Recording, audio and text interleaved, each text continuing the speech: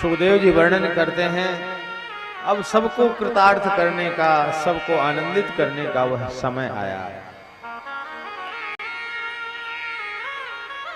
आज भगवान ने देखा कि शरद पूर्णिमा की रात्रि आने वाली है।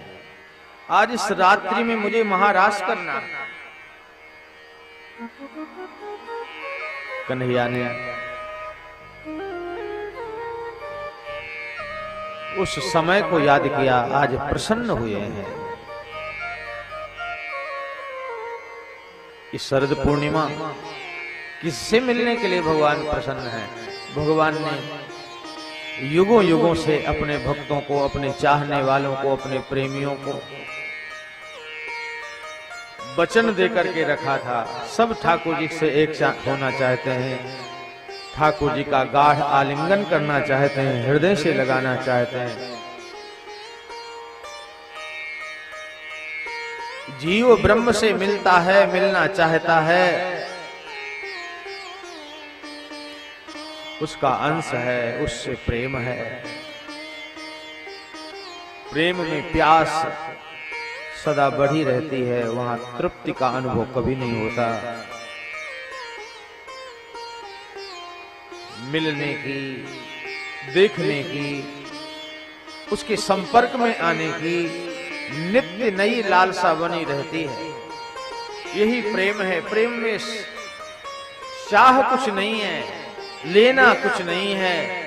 प्रेम केवल देना चाहता है, लुटाना चाहता है, मिलना कुछ नहीं। लेकिन आज भगवान सुबह से ही शरद पूर्णिमा आई, प्रसन्न हो गए, प्रमुदित हो गए, इसलिए कि कभी वेद की ऋचाओं ने परमात्मा को प्राप्त करने का भाव व्यक्त किया था, प्रार्थना की थी, स्तुति की थी, नेति नेति कहकर के उनका बखान किया था।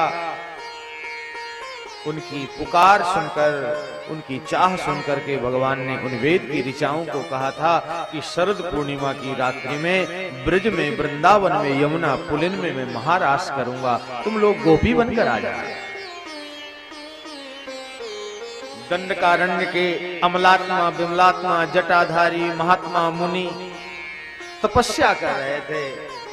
भगवत प्राप्ति की कामना थी, लालसा थी, इच्छा थी।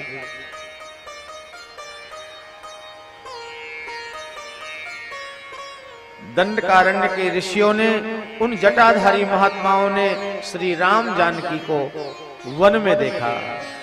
जटाजूट बांधे हुए परमात्मा राघव का दर्शन किया, मिलन की इच्छा हुई, हृदय से लगाना चाहा, उनसे एक हो जाने का भाव बना।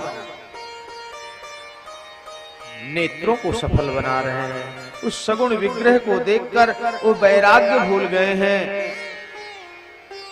वह आत्म तत्व का रस मानो नेत्रों के द्वारा देखे जाने वाले रघुनाथ जी ही हैं। मिलने की हृदय से आवाज आई, प्रभु हम आपको पाना चाहते हैं। भगवान ने कहा कि मैं मर्यादा पुरुषोत्तम हूँ और जानकी जी मेरे बगल में विराजमान हैं। ऋषि मुनियों, अभी ये संभव नहीं है। तुम मुझसे मिलना चाहते हो, मुझसे एक होना चाहते हो। द्वापर युग में कृष्णावतार लेकर आऊंगा, लीला पुरुषोत्तम बनूंगा, ब्रज में यमुना पुलिन पर महाराज करूंगा, सब गोपी बनकर आ जाना।